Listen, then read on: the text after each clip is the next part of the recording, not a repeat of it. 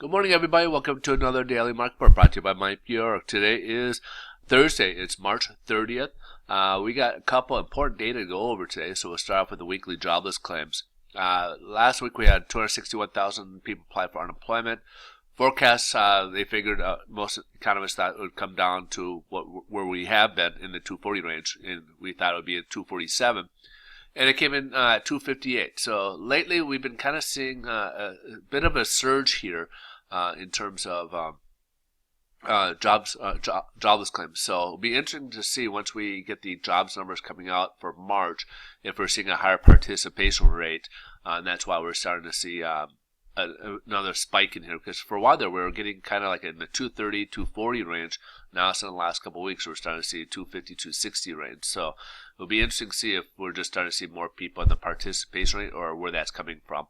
That little bit of a spike there this month. Last but not least, we got the GDP for the fourth quarter. So we have three versions of this, and this is actually the final version. So the initial version and then the second version revision both came in at 1.9%. So the final revision forecast was at 2%. It came in at a nice 2.1%. So that's a good finish compared to where we were at 1.9%.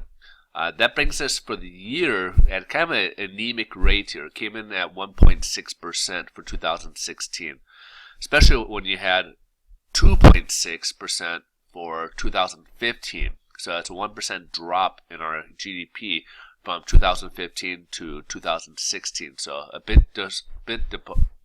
of a disappointment when you look at those terms there.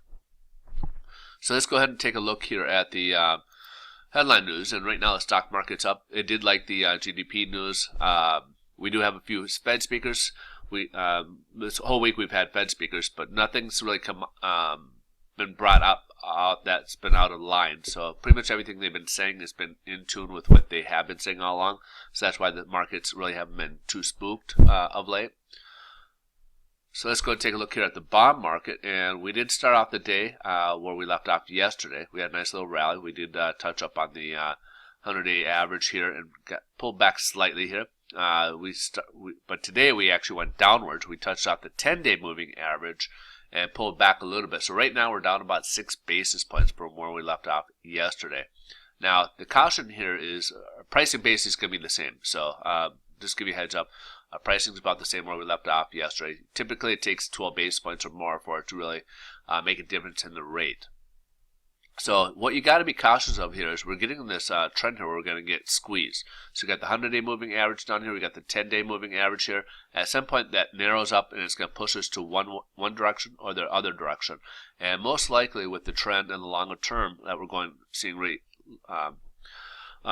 rates going up over the longer term, most likely we're going to get pushed down lower. So just be cautious here, and you might want to take advantage of these rates while they're in this range here before we get knocked out again.